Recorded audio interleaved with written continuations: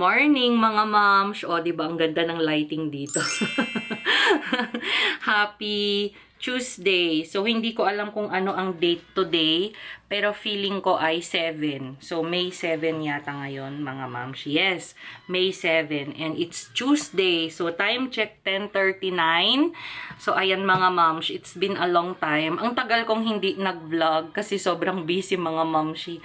May exam si Popo nung last week. Tapos, ang dami kong ginawang projects for brand collaboration. So, kailangan talaga mag-isip ng mga content, kung ano ang ipopost. Tapos, ayun, ang dami ko din ginawa dito sa bahay, pag-aayos, ganyan.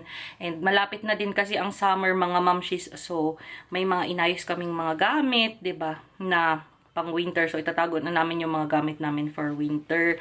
So, ayun mga mamshi. Tapos, ito na nga, malapit na nga din akong mag-work. So, medyo na-stress na ako mga mamshis. Sa pag-iisip pa lang ng pagbabalik ko ng work is medyo, alam nyo na, nalulungkot na at the same time is nade-depress. Kasi nga, ayoko pang iwanan sana kung maaari si Teo. Pero, yun nga, kailangan natin magtrabaho kasi kung wala tayong trabaho, walang anda, 'di ba? So, walang pera na, alam nyo na, kailangan natin for the bills, monthly bills, ayan. And, of course, sa mga gamit dito sa bahay, mga pagkain, mga groceries, ganyan. So, ayun, talagang no choice mga moms. Yung mga nasa abroad na nakaka-relate sa akin, kailangan talaga ay magtrabaho kapag nandito tayo sa abroad, 'di ba? Hindi naman pwede yung papetiks-petiks lang tayo, patambay-tambay lang. So, kailangan talaga ay dumiskarte tayo. So, ayun, mga moms, ang dami ko nang sinabi sa intro.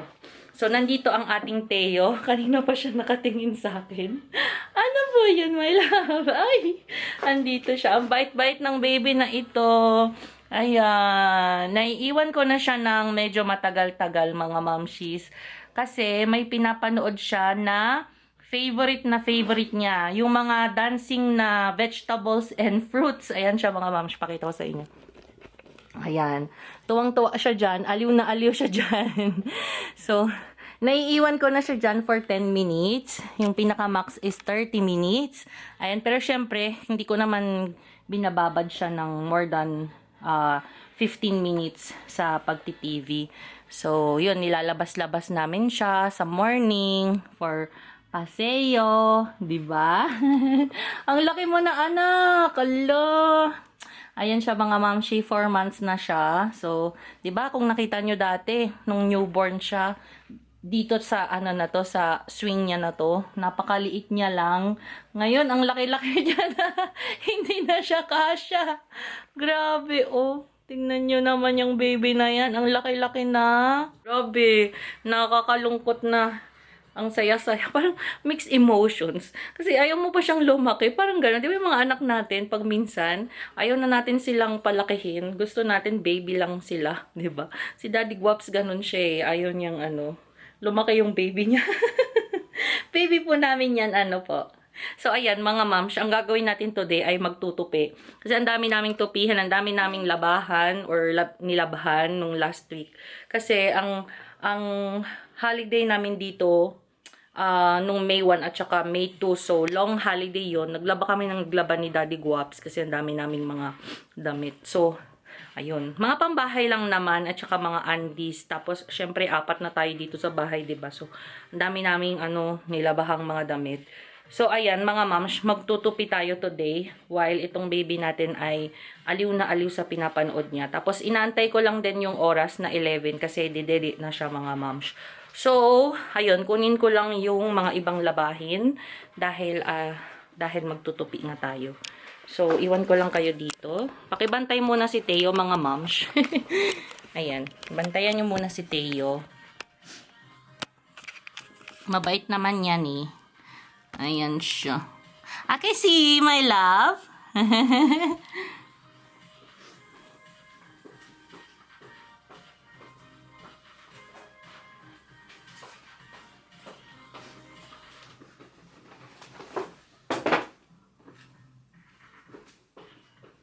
Asan na yung isang charger? Ay, wala, nalas na yun.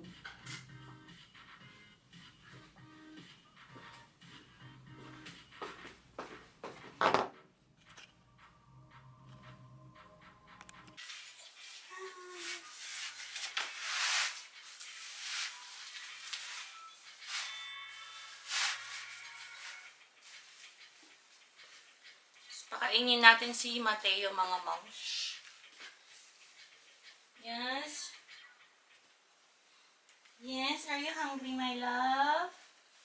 Are you hungry na? Come on, come on.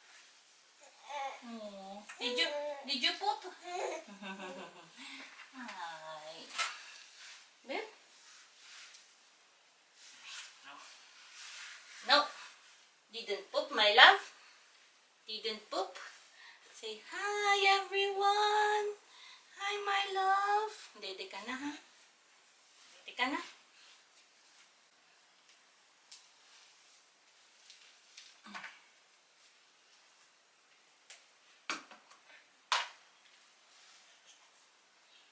Ah, sorry. Sige na, sige na.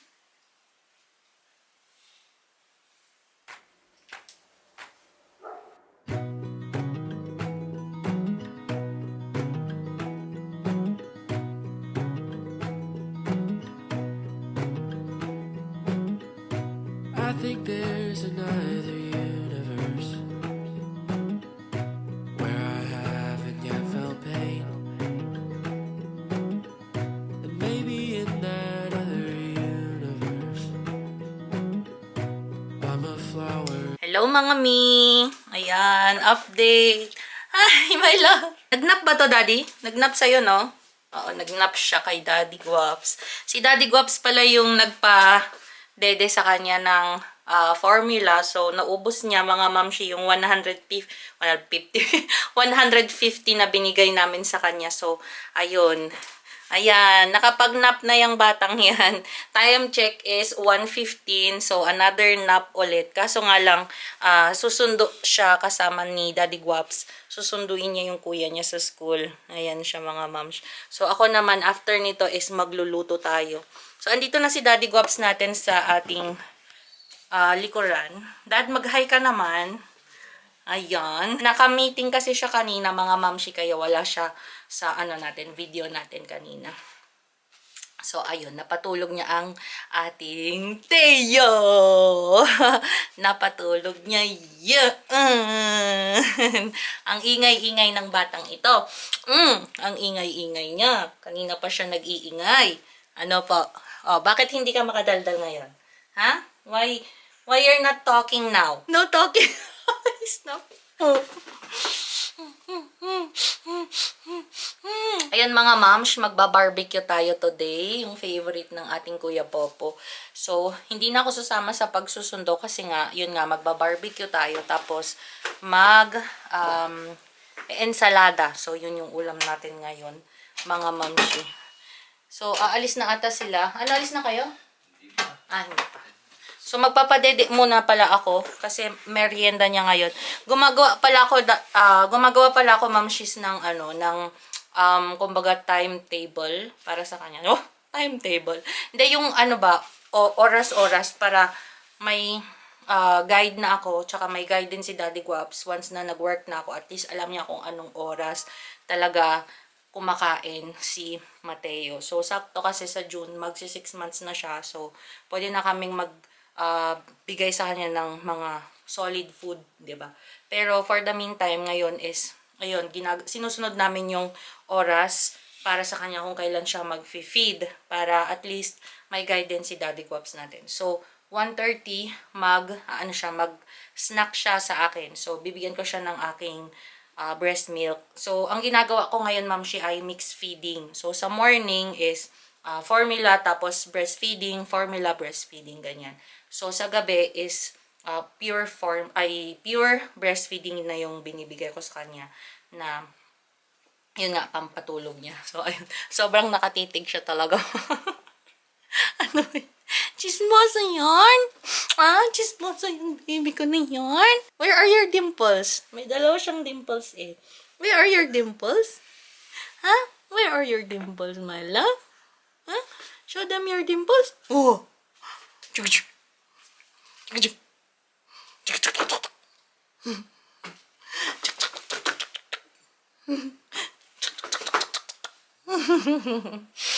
Hello, mga mi! Kita ba? Ayan, hello mga mi. So, nakaalis na yung dalawa. Nagsundo na sila kay Teo. Ay, kay Teo. Kay Popo. So, ngayon, magba-barbecue na tayo kasi sakto, mga 30 minutes ito na maluluto. So, sakto yun mga mams. Pagdating nila is luto na yung food natin. Tapos, papunta pala dito si mama ko mamaya. So, baka dito din siya mag-lunch. Kaya, nag-iisip ako kung ano pa yung iluluto ko pandagdag ng ulam namin. Pero siguro, hindi siya kakain kasi karne to. Ayaw niya ng karne. Baka yung pansit na lang yung ipakain ko at saka yung tira namin sa Costco. Yung chicken bake. Ayan o. So, ayan. Tira to ni Popo kagabi. Yun, kumain kasi kami ng Costco kagabi. Kaya, ayan, inuwi namin yung hindi niya naubos. Kasi sayang naman. Ang laki-laki pa naman din na portion yan ng chicken bake. So, ayun. And masarap naman siya mga moms. Masarap yung chicken bake ng Costco. Kaya, gustong-gustong in-order ng Popo. So, ito yung ating liempo. Barbecue ako. Nag-barbecue. Nagtimpla ako kanina mga moms. Pakita ko sa inyo. Pero konti lang kasi ito eh. Ayan, 'di ba? So, ayun, barbecue na natin siya dito. So, ito ma'am, nabili ko lang siya sa Amazon. And ang ganda nito mga ma'am, promise, pang-barbecue sa loob ng bahay. So, ayan, sa mga mahilig mag-barbecue.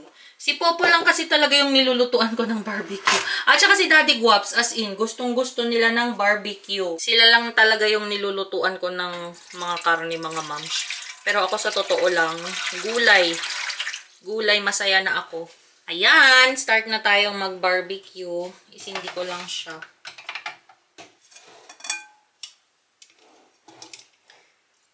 Ang sarap ng amoy. Ang bango mamshi ng sauce. Nakakagutom kahit hindi pa luto. Ayan na. Ang init na siya. Bakit ng mahulog. Dito kayo mga mams para makita nyo.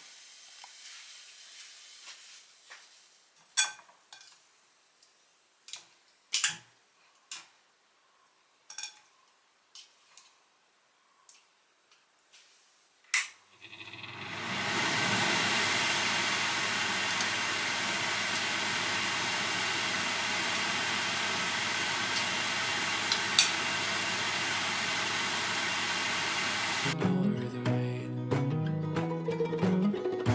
I think somewhere in a different life,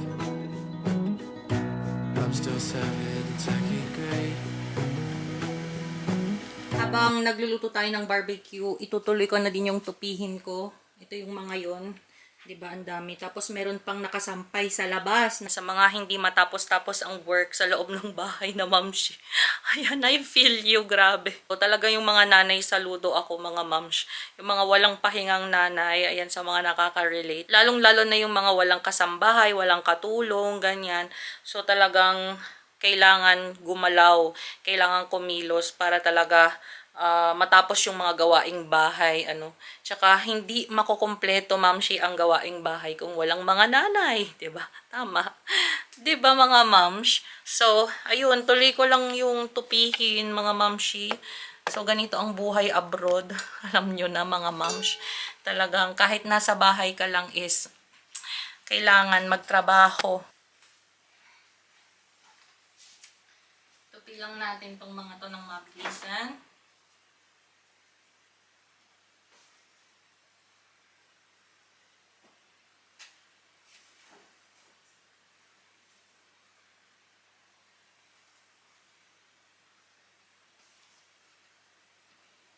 And I'm so happy that I feel alright, and that I haven't met my brain.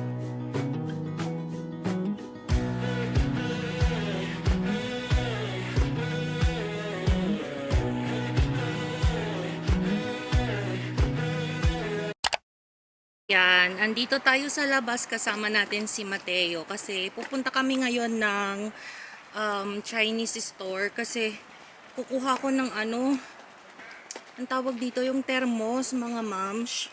So, ayun, sinamantala din namin yung araw ngayon kasi maaraw siya. Pero mahangin mga mamshi, kaya pasensya na kayo kung may maririnig man kayo sa background.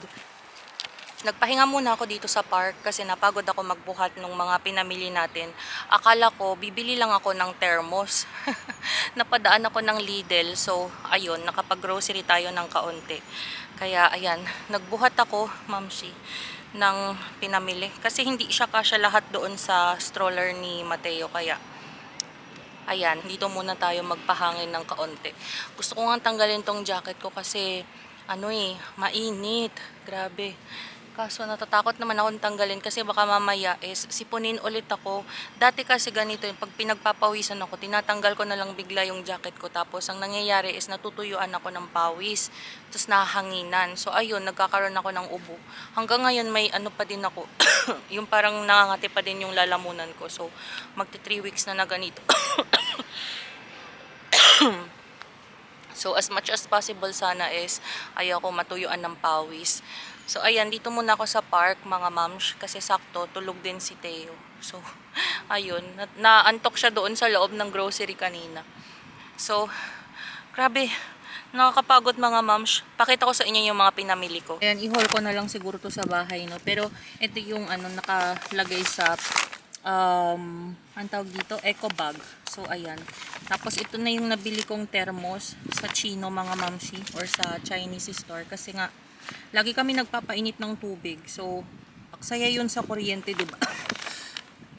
Excuse me. Kaya bumili na ako ng ganito. Lagayan namin ng mainit na tubig. Tsaka para din doon sa formula ni Theo kapag nagpo-formula siya. Tapos ayun na din yung mga ibang pinamili ko, mga karne, tapos mga nuggets and mga gulay, prutas. So ayan, ang baby natin tulog na tulog. Ayan, balot na balot siya mga moms. So pahinga lang tayo dito ng kaunti. Ito yung park dito sa malapit sa amin mga moms. Sobrang laki nito. So dito nagbabike si Popo ng hapon. Ayan, ang dami kasing mga puno dito. Hindi yung maganda. Tsaka yun nga, presko siya kapag summer dito mga mamshis.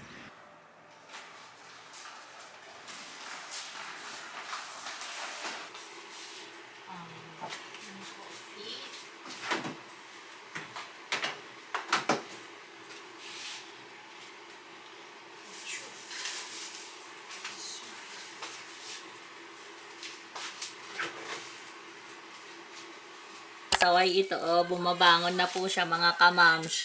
Gusto niya nang gusto niya nang lumayas. Ayan, bumabangon na ang baby. Bumabangon na ang baby namin. Ha? Bumabangon na po ang baby namin. Kaka-ano lang niya, shower, freshen up. Ayan, binihisan ko na siya mga mams. Andito na din sila. Si Kuya Popo at ang Daddy Guaps. Say hi naman. Hi. Hi. Say hi to our viewers. Say hi. Hi, Hi. titos and titas. Hi, titos and titas. How was your school? Good. And Nag-exam- my exam. Your exam. Nag-exam kasi sila mga moms. So, sabi niya, ang score niya ay 9 or 10. 9 or 10. San kayo dyan? Oh, di ba? Very good.